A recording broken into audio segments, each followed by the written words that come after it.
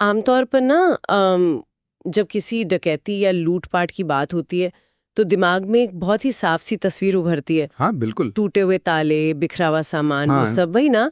Police के siren की आवाज और एक ऐसा क्राइम सीन जिसे आप अपनी आंखों से देख सकते हैं। मतलब हर एक चीज बहुत ही, क्या कहते हैं, फिजिकल होती है। सही बात है। और इस तरह के अपराधों में हमेशा कोई ना कोई सुराग भी छूट जाता है। कोई खिड़की टूटी होती है या सीसीटीवी में कोई नजर आ जाता है। मतलब ये पता होता है कि कोई घर में जबरन घुसा था। लेकिन अ, मैं ये सोच रही थी कि जरा इस बात पर गौर कीजिए। क्या हो अगर अपराधी कोई ताला ही ना तोड़े? अच्छा। हाँ। क्या हो अगर वो इंसान के ही लिविंग रूम में, उसके सोफे पर, उसके ठीक सामने बैठे और कोई खुद अपने हाथों से अपनी जिंदगी भर की गाड़ी कमाई उसे सौंप दे। और वो भी बिना किसी शोर शराबे या हथियार के। बिल्कुल। आज के इस डीप डाइव में हम एक ऐसी ही अदृश्य और खौफनाक डकैती की बात करने वाले हैं। हमारे पास आज जो रिसर्च और नोट्स हैं, उनका आधार हरियाणा पुलिस के महानिदेशक यानी डीजीपी के नजरिए से लिखा गया एक बेहद अहम विश्लेषण है। जी, और ये बहुत जरूरी जानकारी है। एकदम। आज का हमारा मिशन है भारत में जंगल की आग की तरह फैल रही इस डिजिटल अरेस्ट की महामारी को समझना, इसकी कार्यप्रणाली को समझना, और सबसे अहम बात हम ये जानेंगे कि हरियाणा पुलिस इस खतरे से निपटने के लिए क्या नए प्रयोग कर रही है। जिनके भी घरों में बुजुर्ग है ना, उनके लिए आज की यह चर्चा किसी सुरक्षा कवच से कम नहीं है। बिल्कुल सही कहा आपने।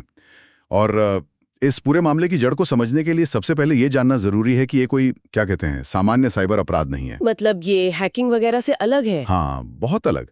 ये तकनीक से ज्यादा मनोविज्ञान का खेल है। इन मामलों में अपराधी कोई कंप्यूटर या बैंक खाते हैक नहीं करते, बल्कि वो सीधे इंसानी दिमाग को हैक करते हैं। अरे बाप रे, दिमाग को हैक करते हैं। जी।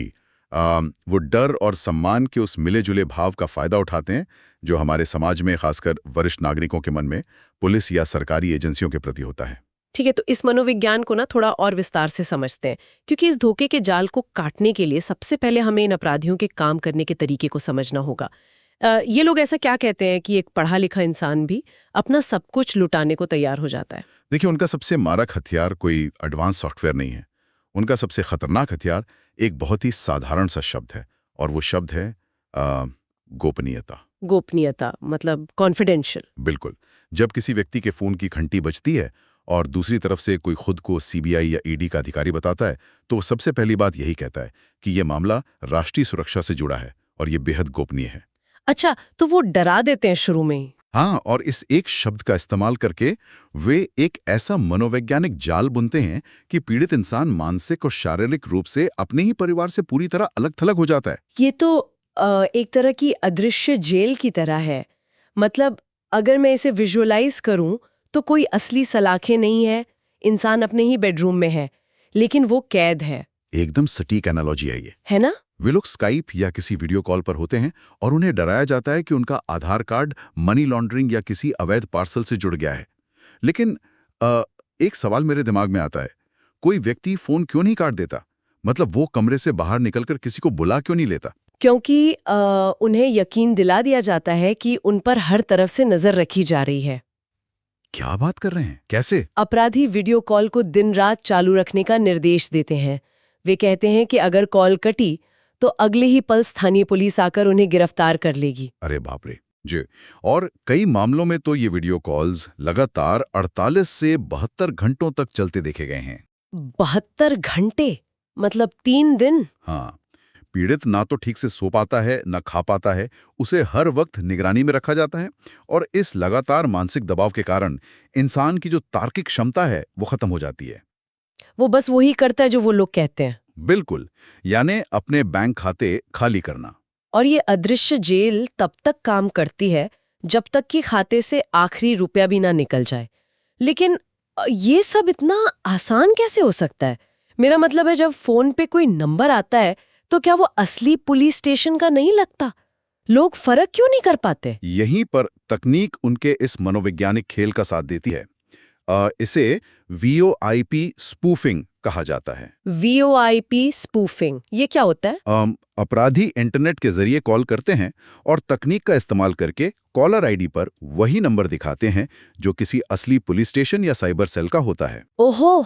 मतलब अगर कोई सर्च भी करे तो तो उससे वो नंबर एकदम असली लगेगा गूगल पर। इसके अलावा बैकग्राउंड में वायरलेस सेट की आवाज़ें, सायरन और यहाँ तक कि वीडियो कॉल पर पीछे पुलिस स्टेशन जैसा सेटअप और वर्दी पहने लोग भी नजर आते हैं। तो ये पूरा का पूरा एक थिएटर है, मतलब एक नाटक है जो सिर्फ उस एक शिकार के लिए खेला जा रहा है। और जब वो शिकार घबरा कर पैसे ट्रांसफर कर देता है तो वो पैसा जाता कहाँ है? ऐसा तो है नहीं कि वो सीधे किसी अपराधी के पर्सनल अकाउंट में पहुंच जाएगा जिसे पुलिस आसानी से ट्रैक कर ले। बिल्कुल नहीं। जैसे ही पैसा ट्रांसफर होता है, वो एक बहुत बड़े बुनियादी ढांचे का हिस्सा बन जाता है। इसे म्यूल अकाउंट्स के एक जटिल जाल में भेजा जाता है। रुकिए, ये म्यूल अकाउंट्स वाला हिस्सा थोड़ा उलझाने वाला है। क्या इसका मतलब ये है कि ये वो खाते हैं जो असली अपराधियों के नाम पर नहीं होते? मतलब एक तरह से किराए के खाते। हाँ, आप इसे ऐसे ही समझ सकती हैं। ये आम लोगों, मजदूरों या छात्रों के बैंक खाते होते हैं, जिन्हें अपराधियों ने चंद रुपयों का लालच देकर किराए पर लिया होता है या फिर धोखे से खुलवाया होता है। अच्छा, तो पैसा पहले वहां जाता है? जी, जैसे ही पीड़ित का पैसा इन खातों में आता है, उसे तुरंत कई अन्य खातों में बांट दिया जाता है और फिर ये पैसा अंतर्राष्ट्रीय माफिया द्वारा चलाए जा रहे डार्क रूम्स में पहुंचता है। Dark rooms?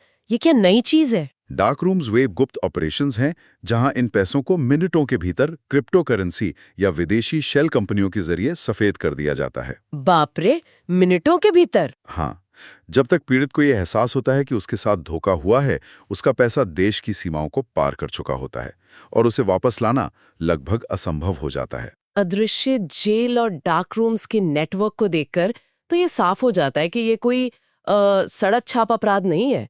ये एक पूरी तरह से संगठित उद्योग है।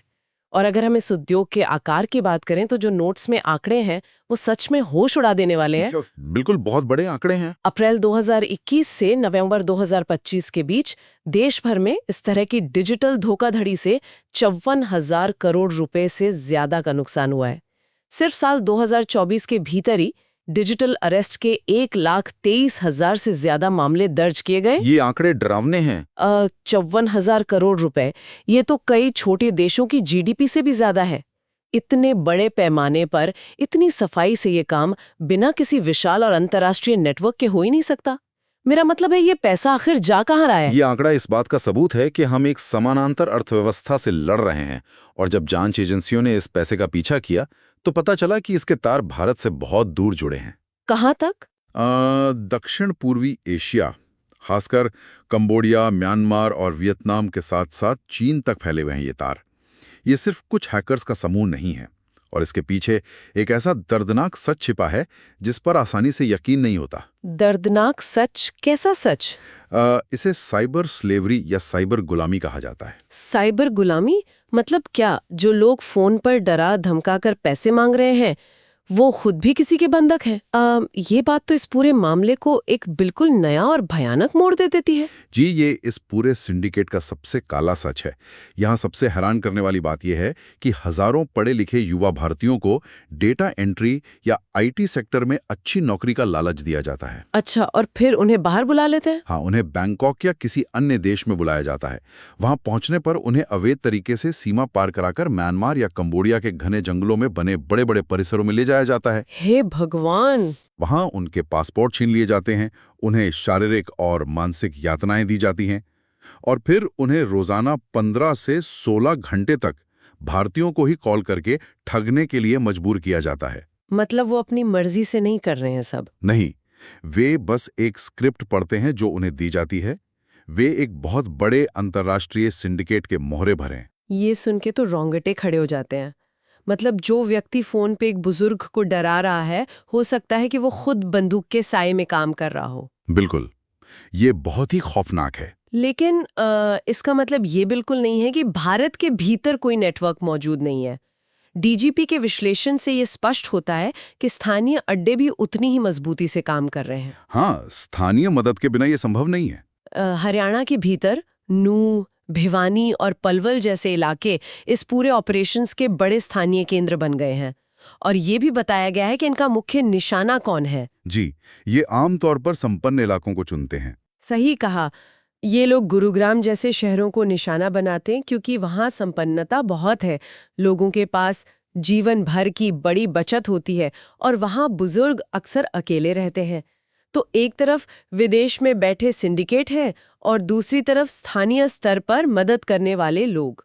इस पूरे ढांचे को देखने के बाद ये समझना मुश्किल नहीं है कि पुलिस के सामने चुनौती कितनी विशाल है।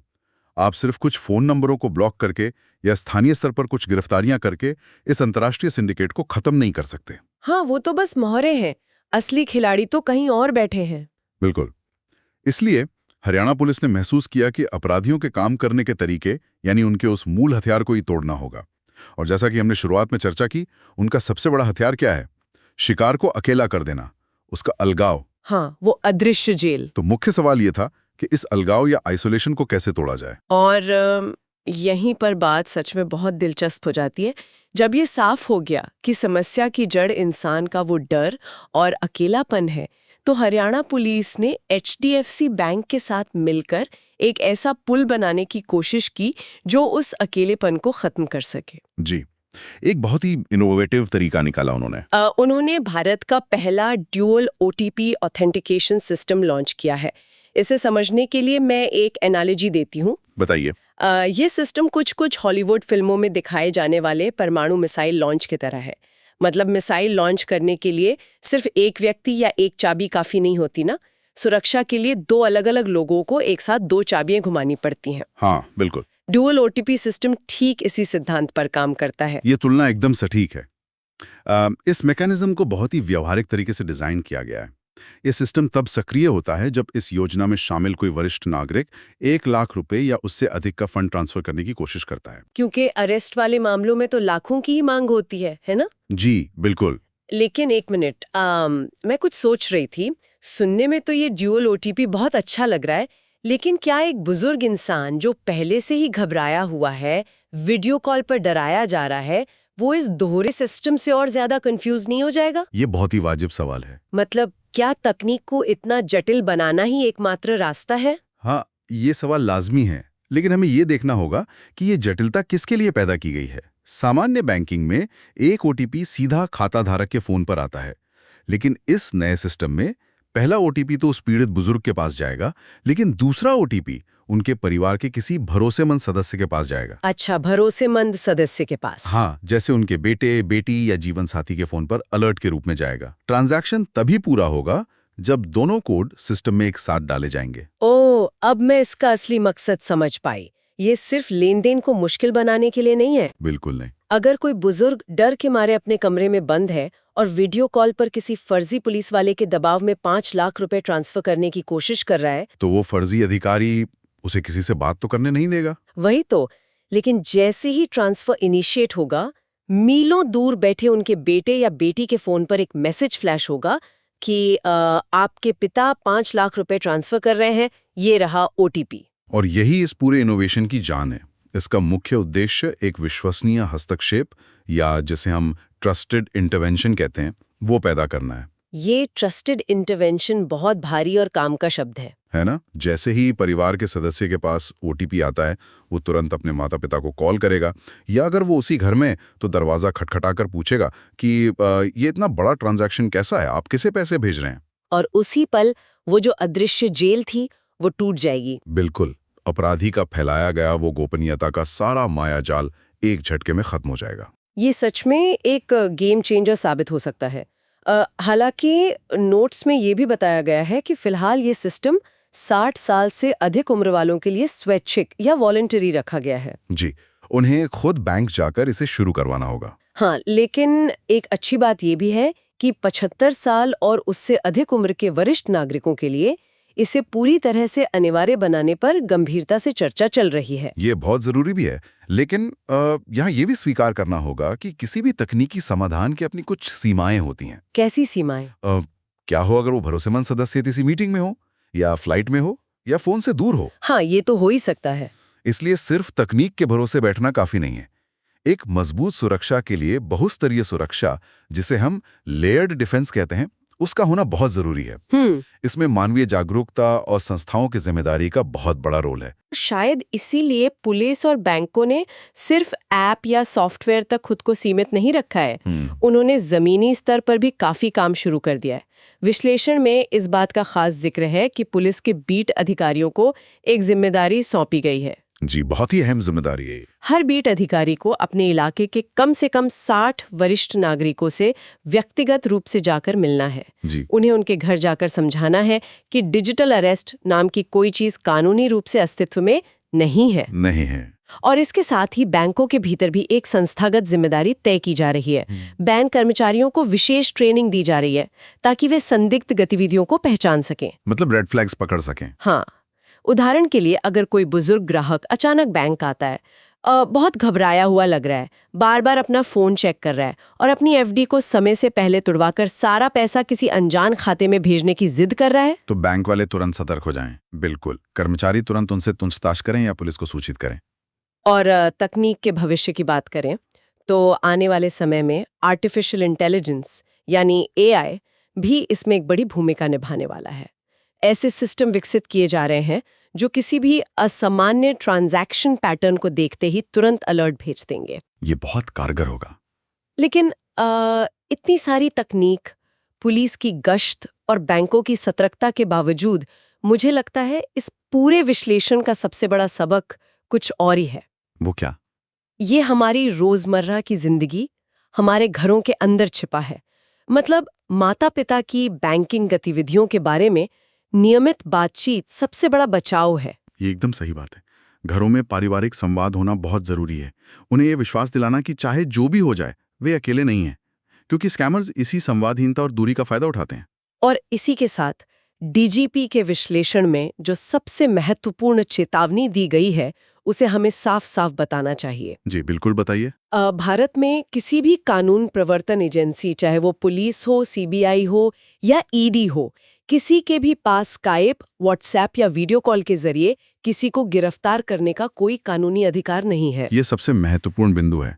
डिजिटल अरेस्ट पूरी तरह से काल्पनिक शब्द है जिसे अपराधियों ने गढ़ा है। हाँ, इसके अलावा कोई भी सरकारी संस्था या अधिकारी किसी भी आपराधिक मामले को रफा दफा करने के लिए फोन पर पैसे नहीं मांगता। अगर कोई कॉलर ये कहता है कि अमुक खाते में पैसे डाल दो तो कोई कार्रवाई नहीं होगी, तो वो 100% अपराधी है। तो ऐसे मामलों में सीधा और स्पष्ट निर्देश क्या है? अगर कभी भी ऐसा कोई वीडियो कॉल आता है और कोई पैसे मांगता है तो बिना एक सेकंड सोचे उस कॉल को काट देना है। बिल्कुल, तुरंत काट दें। उस नंबर को ब्लॉक करना है और तुरंत राष्ट्रीय साइबर क्राइम हेल्पलाइन नंबर पर रिपोर्ट करना है। वो नंबर है 1930 यानी 1930। एक बार फिर 1930। ये जानकारी जितनी ज्यादा फैलेगी, इन अपराधियों का काम उतना ही मुश्किल होता जाएगा। तो आज की इस चर्चा से जो सबसे बड़ी तस्वीर उभर कर आती है वो क्या है? हमने ये समझा कि डिजिटल अरेस्ट कोई तकनीकी जादू नहीं, बल्कि डर और अकेलेपन से बनी एक अदृश्य जेल है। जी। हमने ये जाना कि इस डकैती के पीछे म्यांमार और कंबोडिया के जंगलों में चल रही साइबर गुलामी का कितना खौफनाक सच छिपा है। और हमने ये भी देखा कि कैसे डुअल ओटीपी जैसा इनोवेशन और परिवार के बीच का संवाद मिलकर इस मायाजाल को तोड़ सकते हैं। तकनीक और अपराधियों के बीच ये एक निरंतर चलने वाली दौड़ है। जैसे जैसे हम बचाव के नए तरीके खोजेंगे, अपराधी भी जाल बिछाने के नए तरीके ढूंढेंगे। ये दौड़ कभी खत्म होने वाली।